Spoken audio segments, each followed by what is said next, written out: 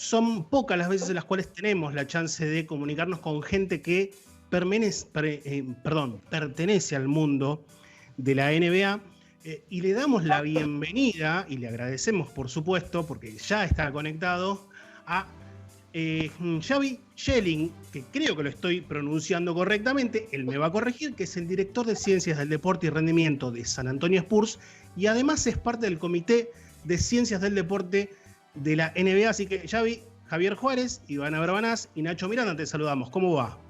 Hola, ¿qué tal? ¿Cómo estamos? Pronunciación perfecta, por cierto. Perfecta. Vamos, todavía me quedan algunas cositas de mi paso por Barcelona, así medio rápido, hace unos años me quedan, así que vamos, perfecto. Bueno, ¿cómo va eso? ¿Todo bien? Bien, bien, por desgracia ya en casa, nos mandaron de vuelta de la burbuja, pero bueno, satisfechos. Ya supongo que hablaremos más después, pero sí, en casa, en San Antonio, con calor, mucho calor, 100 grados. Vale. Perfecto.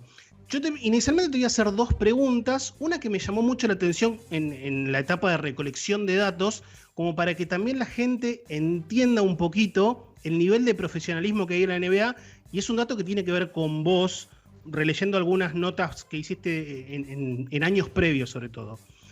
Vos llegás a San Antonio Spurs después de haber trabajado en Manresa, en ACB, dentro de una selección que se hizo entre 4.000 personas, 4.000 candidatos. ¿Eso es así? Me gusta que me hagas esa pregunta porque eso lo has leído o en Mundo Deportivo o en alguna... Se equivocaron de un cero, eran 400, que son muchos. Bueno, son un montón igual. Digo. Pero no 4.000. Pero sí, 400 que son en nuestro mundo, que es muy selectivo, es mucha gente. Sí, pero sí. Un proceso largo que duró 5 o 6 meses. Bien. Y bueno, ya metiéndonos un poco más en tu tarea habitualmente en San Antonio Spurs y en la NBA, si vos le tuvieras que explicar a alguien que no tiene mucha idea de lo que es el deporte profesional, el básquetbol en la NBA, de qué se trata su trabajo, ¿cómo lo podrías de alguna manera graficar o explicar brevemente? Sí, lo más sencillo es decir que soy el jefe de preparación física. Eso sería lo más sencillo. Lo que pasa es que en la NBA está todo tan profesionalizado y tenemos tanta gente que coordinar que mi trabajo en concreto es menos de trabajar con el jugador mano a mano, sino coordinar a los preparadores físicos que están trabajando con el jugador y yo tener más un objetivo de estratégico y de desarrollo del departamento a medio y a largo plazo. Eso implica tanto el desarrollo individual de planes de entrenamiento para cada uno de los jugadores, como desarrollo del horario y de la organización de entrenamientos a nivel del equipo entero y a nivel tecnológico y de metodología para ver qué queremos implementar y mejorar de cara a la próxima temporada y en los próximos 5 años y en los próximos 10 años. Yo soy más como un directivo, si queréis llamarle, pero en el ámbito de la preparación física y el rendimiento. También es cierto que aquí trabajamos muy conjuntamente con el departamento médico, entonces el departamento de rendimiento o de ciencias del deporte va de la mano con todos los doctores, fisioterapeutas, athletic trainers, etc. Entonces, nuestro departamento en sí, que se llama Athletic Performance, somos unas 20 y pico personas. Y yo estoy un poco coordinando ese grupo. Xavi, ¿cómo te va? Te pregunto, ante un enorme caudal de información que aparece constantemente ustedes a la hora de trabajar con los jugadores, ¿cómo seleccionan qué información es la que se le da al staff técnico con la que directamente va a trabajar sobre un jugador?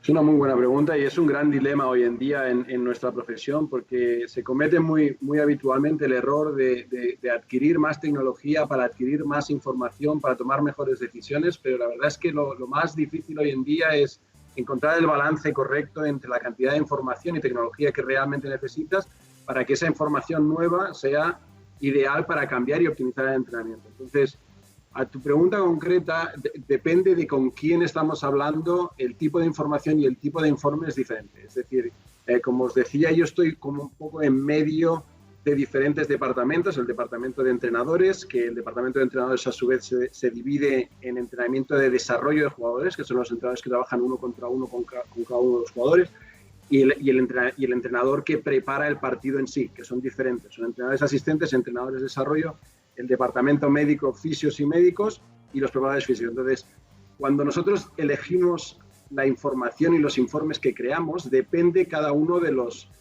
usuarios finales. Es decir, un informe para un fisiólogo o un preparador físico puede ser más técnico que cuando ese mismo informe con el mismo objetivo final de información va para el propio jugador, que es mucho más simplificado, mucho más visual. Con los entrenadores pasa lo mismo. Cuando trabajamos con entrenadores que les gustan los números y están en cosas de desarrollo, pueden ser informes más técnicos, y cuando hablamos con los entrenadores asistentes solo resumimos lo más relevante y algunas veces tan somero y tan sencillo como decir, de los 16 jugadores en plantilla, estos 12 están al 100%, estos 2 harán un entrenamiento parcial y estos 2 tienen que descansar hoy. Dependiendo mucho del entrenador y de la persona, el tipo de información y el tipo de informe varía, porque como bien dices, hay tantísima información que tienes que... La virtud de nuestro departamento es individualizar el informe e individualizar la información.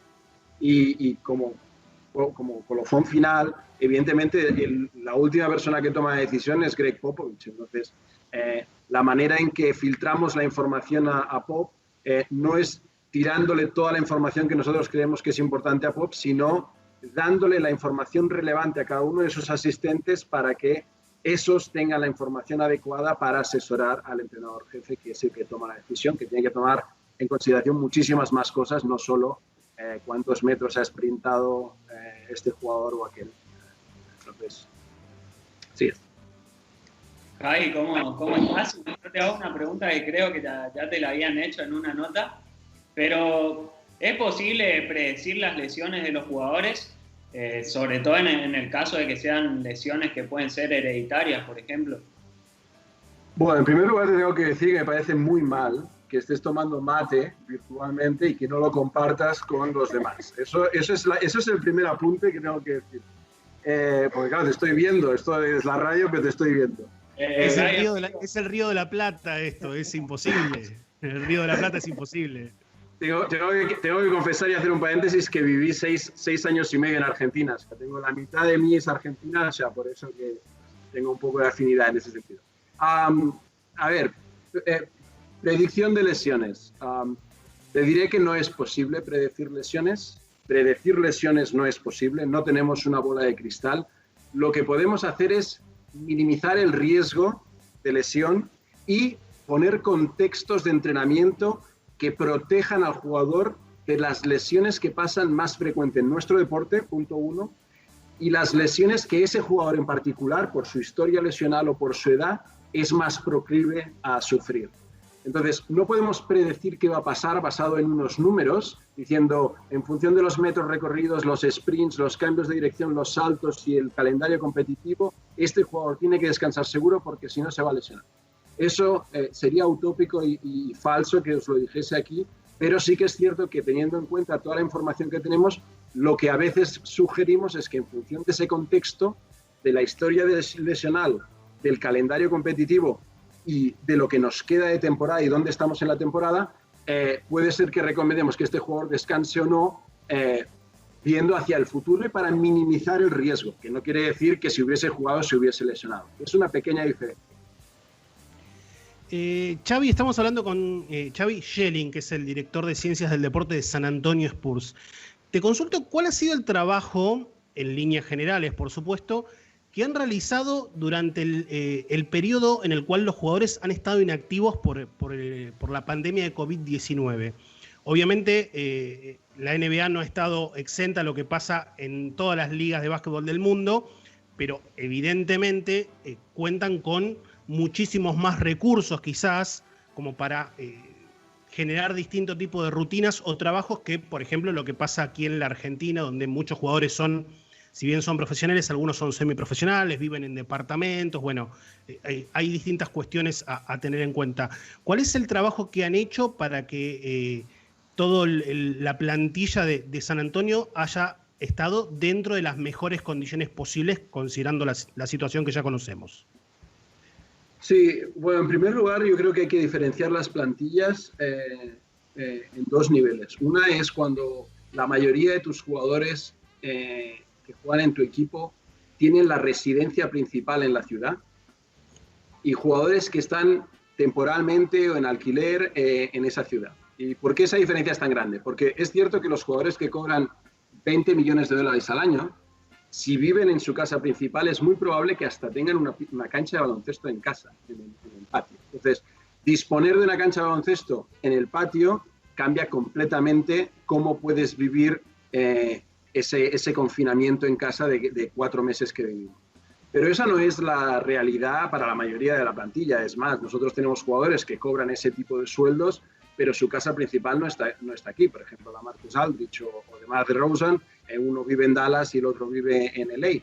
Con lo que ellos viven aquí en casas que son casas muy bonitas, evidentemente son casas que tienen un gimnasio también, pero no dejan de ser una casa y que les faltan muchas cosas. Entonces, lo primero que hicimos cuando la Liga, muy acertadamente, suspendió inmediatamente la competición el 11 de marzo, nosotros el 12 y el 13 de marzo inmediatamente lo que hicimos es desmontar completamente nuestras instalaciones, nuestro gimnasio, el que tenemos en el Practice Facility en la ciudad deportiva y el que tenemos en la cancha de baloncesto, que como bien saben son 2 sitios diferentes.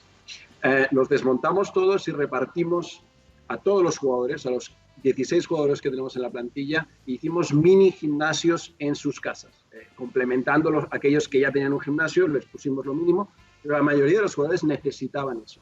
Nosotros somos muy afortunados porque en San Antonio la mayoría de jugadores viven en casas, que les da mucho espacio. Pero en la NBA también hay jugadores en Nueva York que viven en apartamentos. Y yo tengo compañeros compartiendo estas penas que pasamos estos 4 meses que tenían los mismos problemas que podría tener un equipo en Argentina, porque al fin y al cabo, si estás viviendo en Nueva York, en un piso de Nueva York y no puedes utilizar el gimnasio común del edificio, al final tienes el mismo problema porque no puedes montarlo en un gimnasio. Entonces, todo el mundo ha tenido que reinventarse y ver cómo podíamos ofrecer el máximo servicio a los jugadores. Nosotros personalmente hemos sido muy afortunados y todos nuestros jugadores tenían un gimnasio bastante decente en sus casas. Entonces, el siguiente punto es cómo consigues que no solo tengan un gimnasio, sino que en realidad lo utilicen. Porque puede parecer obvio que les pones un gimnasio y porque son profesionales lo van a utilizar, no es el caso siempre, a veces sí. Entonces, bueno, tiró un poco de creatividad por nuestra parte, pues bueno, con Zoom calls para ver si estábamos todos juntos y hacer una sesión de estiramientos, de yoga, de activación, que lo más importante no era eso, sino estar todos juntos, vernos la cara y sentirnos parte de nuestro equipo, tanto el equipo técnico como los jugadores, para motivarles en, hey, vamos a trabajar con un objetivo en común, que es la mejora del equipo. Entonces, hay diferentes componentes, pero y evidentemente todo fue individualizado. Después de darlos el equipamiento, ofrecimos a todos los jugadores entrenamientos individualizados y cada uno de los entrenadores que tiene un grupo de jugadores siguió el trabajo de cada uno de los jugadores mediante FaceTime, mediante Zoom, y algunos jugadores fueron un poco más independientes. Pero la verdad es que nosotros fuimos muy afortunados en cuanto al seguimiento de nuestros jugadores y la eficacia de entrenamiento, porque el jugador está bastante motivado. Retomando un poquito la pregunta que te hice anteriormente, Pop dice que le gusta que sus asistentes no sean siempre los que piensan igual que él, ¿no? Sino que tengan distintas visiones sobre el juego, sobre los jugadores. Te pregunto si a raíz de eso también los asistentes te piden informes especiales para ellos. Es decir, si Becky, por ejemplo, te pide un informe particular de algo que ella quiera ver sobre los jugadores, ¿o cómo se maneja eso? Una gran pregunta. Depende. Yo llevo aquí 6 años y lo que yo traje aquí era relativamente nuevo. Es decir, era un tipo de datos y de información que no es muy común de utilizar, es relativamente nuevo. Entonces, ha habido mucha inversión de educación y entonces con la madurez del staff técnico, tanto en nuestro departamento como en el departamento de entrenadores, las preguntas han ido creciendo en frecuencia y en importancia y en magnitud de los proyectos. Entonces, sí que es cierto que al inicio los informes eran más proactivos, es decir, nosotros compartíamos con los entrenadores lo que creíamos que era más relevante y ellos lo entendían como veían al principio. Ahora ellos ya entienden lo que estamos intentando transmitir y, como muy bien dices, si ellos quieren confirmar una visión, por ejemplo, un ejemplo claro es, este equipo no solo es muy físico en el poste, sino que además corre muy bien el contraataque. Nosotros tenemos métricas que pueden describir al tipo de jugador jugando en el poste y los jugadores que corren mucho con datos objetivos y compararlo contra toda la liga. Entonces, para describir mejor físicamente a un equipo, a veces nos piden a nosotros, ¿nos puedes ayudar a perfilar y a dar un número cuán diferente es este equipo de nosotros o cuán diferentes somos nosotros de la liga? Entonces, ese tipo de preguntas han ido evolucionando a lo largo de los años y ahora sí que es, en cambio de ser proactivo solo el informe, es reactivo. Quiero decir con esto que es el entrenador que a veces nos pregunta, oye, ayúdame a convencer a Pop de lo que estoy intentando decir. Los números lo apoyan. A veces los números no lo apoyan, pero bueno, sí que es... Tiene la última palabra. Claro.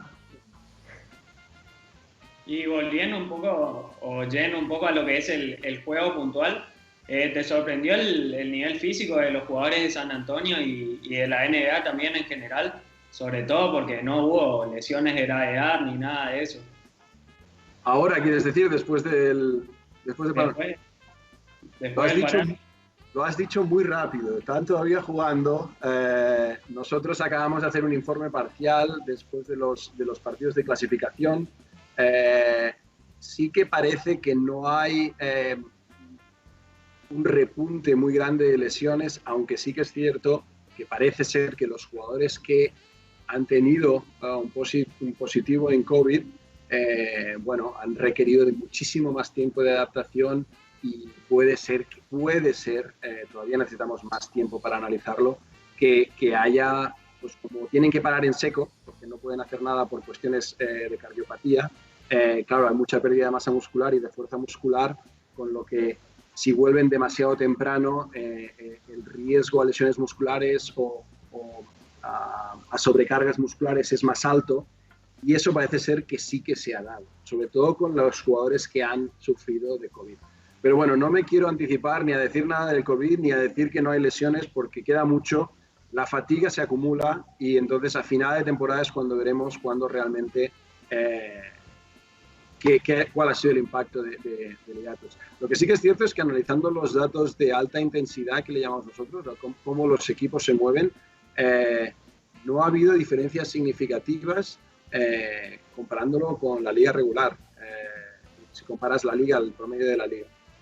Si coges equipo por equipo sí que hay detalles. Por ejemplo, nosotros hemos competido a mucha más alta intensidad post-parón que pre-parón. Y solo viendo el partido podías ver que nuestro estilo de juego era completamente diferente.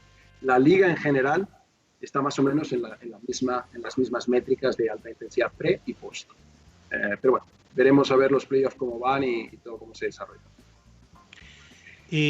Xavi, ha habido históricamente una diferencia en cuanto al juego de lo que es la NBA a lo que es el ámbito FIBA, Europa, Latinoamérica, etc. Esa brecha, conforme han ido pasando los años, tanto españoles como argentinos particularmente, y sobre todo yugoslavos o ex-yugoslavos, la hemos ido achicando. A nivel físico, vos que has trabajado mucho tiempo, especialmente en España, esa brecha, ¿cómo la analizás? ¿Es una brecha muy grande? ¿Es una brecha que se va acortando?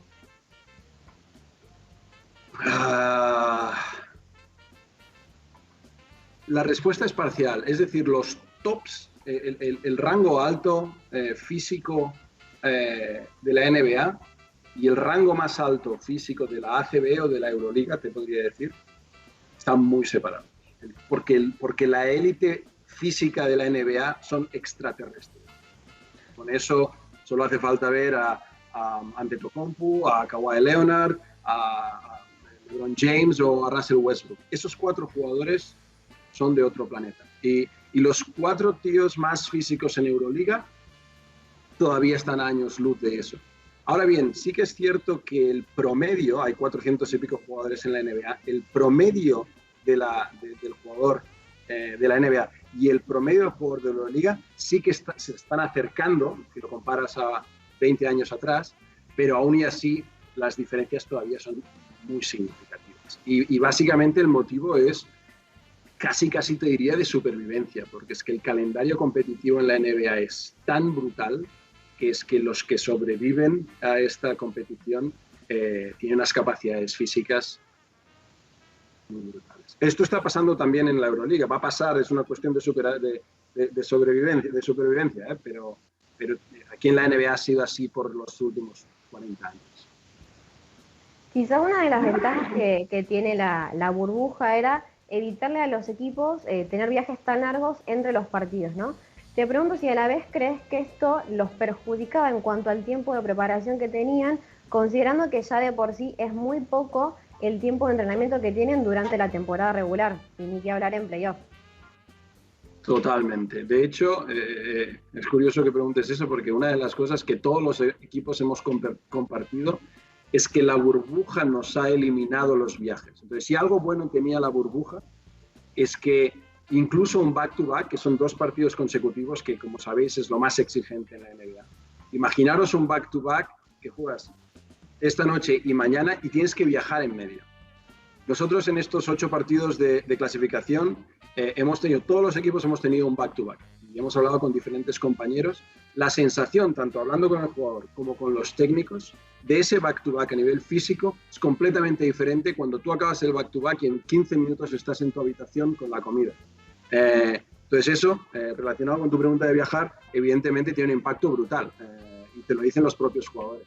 En la liga regular, el viaje es lo más difícil de explicar para la gente que no ha vivido este calendario. Yo vine aquí, sí, hay muchos partidos, pero bueno, cuando estás en el avión día sí, día no, sin exagerar, y cuando realmente te despiertas en una ciudad y no sabes qué ciudad es, que es otra realidad, no es un mito, es espectacular. Entonces, bueno, la realidad es que la liga regular en la NBA se entrena muy poco, en el sentido de que casi todo el entrenamiento es de vídeo, entrenamiento individualizado con tu entrenador, de desarrollo de técnica que duran 20 minutitos, y el trabajo con equipo es táctico, con muy poca oposición, el mismo día de partido o cuando tienes 2 días en medio, el día antes del partido. Pero las cargas son muy bajas porque realmente estás jugando 3, 4 partidos y hasta 5 partidos por semana. Entonces, sí, si le añades el viaje, es una barbaridad de carga y muy poco tiempo para entrenar.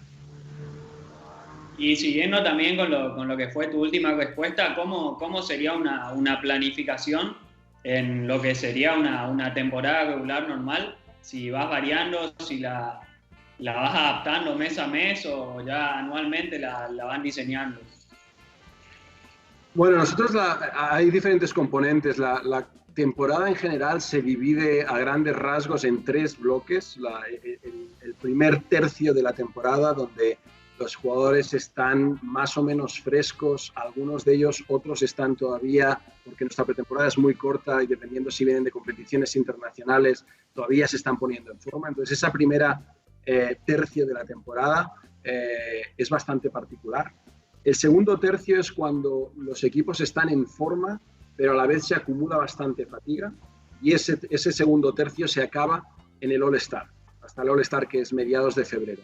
Y el último tercio es de post-All-Star hasta la preparación de los playoffs. Entonces esos 3 bloques dictan un poco. La primera parte será para acondicionamiento, la segunda parte de mantenimiento y la tercera parte de lo que llamamos afinamiento o tapering, porque se estás preparando para los playoffs. Encima de esos 3 grandes bloques añades las individualidades de tu plantilla, que también dividimos en 3 grupos. Tienes el grupo top de jugadores, que son los jugadores que juegan más minutos, que normalmente juegan más de 25 minutos por partido cada noche. El último grupo, el tercer grupo, que es un grupo de desarrollo, que son jugadores que juegan menos de 15 minutos por partido, y esos jugadores normalmente son los jugadores jóvenes o jugadores de rotación veteranos que no entran en los grandes minutos, y la segunda unidad que le llamamos, que son los jugadores que están en medio, entre los 15 minutos y los 25 minutos.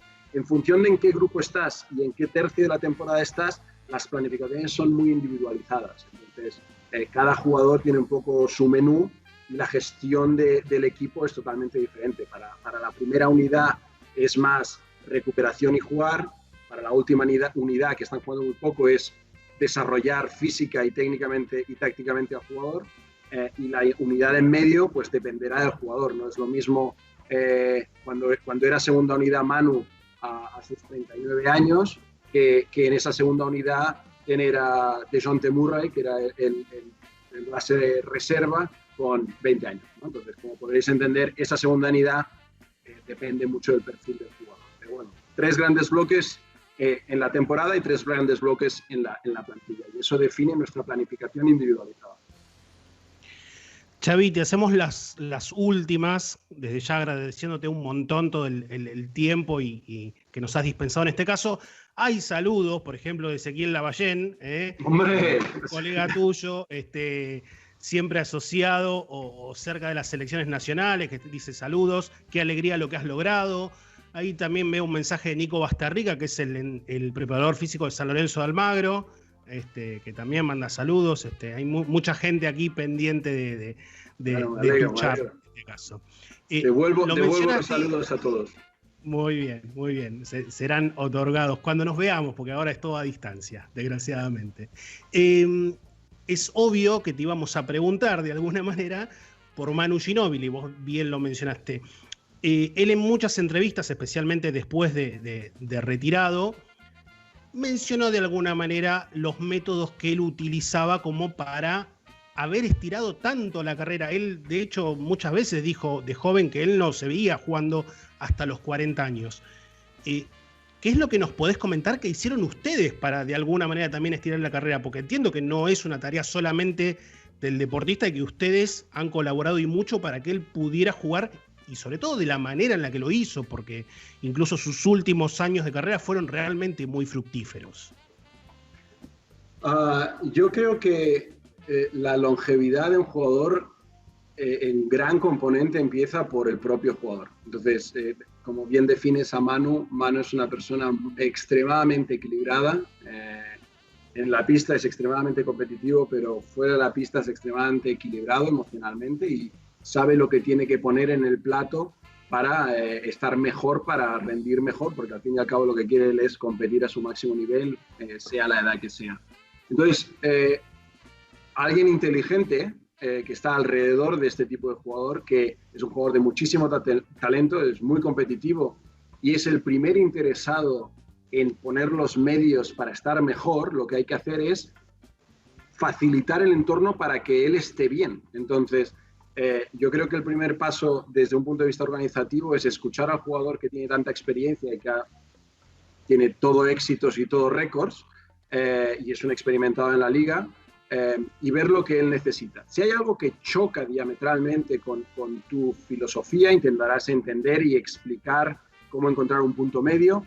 No fue el caso con Manu en nada en particular, pero al fin y al cabo tienes que, porque él tiene un buen equipo de trabajo a su alrededor, con el que nosotros en particular nos llevamos muy bien, y que tienes que tender la mano y facilitar, porque al fin y al cabo ellos son los que mejor conocen a Manu. Evidentemente, con eso te quiero decir que no es tanto colgarnos la medalla nosotros o el equipo de Manu, sino evidentemente Manu es el epicentro de su empresa, y él ha gestionado muy bien, con lo que le caracteriza, como decía antes, de su balance emocional, cómo utilizar nuestros recursos, porque tenemos grandísimos profesionales, a la vez que maximizar los recursos que su equipo de trabajo, que trabaja con ellos 12 meses al año, lo hace. Entonces él consiguió un perfecto equilibrio entre respetar la filosofía de la organización, que tenía muy buenos profesionales, y seguir haciendo lo que hizo durante 20 años con su equipo de trabajo, que, repito, yo tengo muy buena relación con todos ellos. Manu es un crack. Entonces, si tú a los cracks no les escuchas, tienes un problema. Yo te avisé que no íbamos a no hablar de Manu. Te pregunto también, pensando en base al trabajo de ustedes, ¿no? ¿Cuánta crees que es la influencia que tienen sobre las contrataciones a futuro? No hablo particularmente en el caso de San Antonio, pero sí justamente del trabajo que hacen ustedes en cada uno de los equipos. En Estados Unidos hay una gran afición y dedicación a todo lo que es el análisis estadístico. Hay departamentos muy grandes de Basketball Analytics. Nuestro departamento en particular es considerado uno de los mejores en la liga y es muy grande. Entonces, hay dos maneras o dos vías en las que nuestro departamento colabora en la parte de free agency o de draft. Uno es perfilando, indagando y recogiendo información en el perfil médico de rendimiento. O sea, con eso quiero decir historia lesional y dependiendo de qué tipo de lesión, cómo eso puede repercutir a corto, medio y largo plazo. Todas las pruebas físicas a veces son públicas y a veces no. Como bien sabéis, no todos los jugadores pasan por el draft, no todos los jugadores tienen datos publicados, pero los que son disponibles, normalmente nosotros durante 22 años no tenemos acceso al top y ese top es el que no se testa. Entonces todos los demás sí que se testan, nosotros tenemos acceso a ese grupo medio. Veremos este año porque creo que estaremos más arriba. Entonces, una vez hemos dado el perfil médico y de rendimiento, la otra gran contribución que nosotros damos, que esa es exclusiva de nuestro departamento, y en las reuniones de scouting, eso es lo que yo transmito en la reunión, esa información. La otra parte es más analítica, es decir, aquí hay muchos modelos predictivos de rendimiento en función de rendimiento en college o high school, integrando también datos de lesión e integrando también datos de físicos. Entonces, en ese proceso de crear el modelo predictivo, que es una cosa que se hace antes de las reuniones de scouting, nosotros somos parte activa con el departamento de analytics. Entonces, digamos que nuestra contribución y uno de mis roles es estar en esas reuniones de scouting. En esa reunión de scouting, en tiempo real, yo me centraría en la parte médica de rendimiento, pero antes de esa reunión hemos invertido mucho tiempo en hacer crecer el modelo predictivo que corre a cargo y riesgo del departamento de Analytics, pero con mucha contribución del departamento de Ciencias del Deporte. Y año a año también los jugadores van aumentando su vida útil en el básquet, puntualizando en eso hacia dónde crees que está yendo y hacia dónde crees que va a ir la ciencia aplicada al deporte, en el básquet. Es un punto bastante caliente ahora mismo, porque se está debatiendo mucho cuál es el rol de las ciencias del deporte, porque han crecido mucho en los últimos 20 años, han crecido mucho, y en los últimos 10 muchísimo, y en los últimos 5 exponencialmente. Entonces, hay algunos teóricos que incluso dicen que han crecido demasiado porque tenemos demasiado poder de decisión. Y no digo que no. Yo creo que tiene que haber un equilibrio. Lo que sí que es cierto es que yo creo que las ciencias del deporte, el objetivo final es, en un mundo donde hay tantísima información, como decía Iván al principio, y que se asocia a muchísima complejidad, el científico del deporte, o el sports scientist, lo que tiene que hacer es simplificar, considerar toda esa información, pero tener la capacidad de síntesis y simplificación para transmitir lo estrictamente relevante. No intentar hacer el mejor informe que te haga ver bien a ti mismo delante de tu jefe, sino realmente simplificar. Y si realmente lo que tienes no es útil, no lo compartas, no, porque eso es más ruido que señal y lo que va a hacer es complicar la toma de decisión del jefe del equipo. Entonces, yo creo que hay que ser honesto con uno mismo, tener mucha capacidad de conocimiento, lo que nosotros llamamos conocimiento horizontal, que es conocer de muchas áreas de conocimiento, psicología, biomecánica, física, estadística avanzada, etcétera, y para ser capaz de sintetizar y transmitir lo mínimo y indispensable. Y la otra parte, que es a mano con el departamento de Analytics que comentaba antes, es la automatización de muchísimos procesos de toma de decisión. Esto sí que es una cosa que las ciencias del deporte está ayudando mucho en pasar de recoger datos con una plantilla y con un bolígrafo y guardarlos en una carpeta en un cajón y nunca más verlos, a eso ha pasado a estar en un Excel más editado y con capacidad de datos históricos, y ahora esto ya entra en programas más complejos que forman parte de páginas web que tenemos internas en las organizaciones, que tiene acceso ya no solo el preparador físico o el entrenador, sino toda la organización para tener lo que se considera una toma de decisiones informada, considerando toda la información que tiene. Entonces, ciencias del deporte, por una parte, es simplificar la complejidad, y por la otra es ayudar a tomar decisiones más rápido y de forma más eficiente. Tengo que simplificar. Hacia dónde vamos es eso, simplificar complejidad y automatizar e incrementar la eficiencia de toma de decisiones. Xavi, millón de gracias por esta charla que ha sido extensísima, te hemos llevado para todos lados, y la verdad que ha sido un gusto. Reitero lo que comenté en la presentación, no es habitual para nosotros llegar o acceder a personas como vos que están dentro del mundo de la NBA, y ha sido, creo yo, sumamente claro en cada una de las explicaciones y los puntos, así que te agradecemos muchísimo y te deseamos lo mejor para lo que viene. Muchas gracias por invitarme, eso número uno. Y número dos, para mí era muy fácil, porque si sumas Argentina y baloncesto, dos de las cosas que más quiero en este mundo, la respuesta era fácil. Gracias por invitarme y felicidades por el programa. Bueno, gracias y suerte. Pasó Xavi Schelling, el director de Ciencias del Deporte de San Antonio Spurs. Gran gustazo que nos hemos dado aquí en Extrapase.